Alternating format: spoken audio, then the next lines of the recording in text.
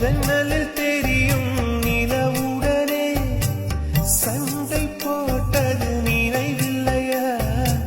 மரம் செடி கொடியிடம் மனசுக்குள் இருப்பதை சொல்லியது நினைவில்லையா? 80 பக்கம் உள்ள புத்தகம் எங்கும் கவிதை எழுதிய நினைவில்லையா? எழுதும் கவிதையை எவர் கண்ணும் காணும் முன்பு கிழித்தது நினைவில்லையா? ஓ இரவில் இரவில் கனவில்லையா? கனவும் கனவாய் நினைவில்லையா? அதை சொல்லத்தான் நினைக்கின்ற நான் சொல்லாமல் தவிக்கின்ற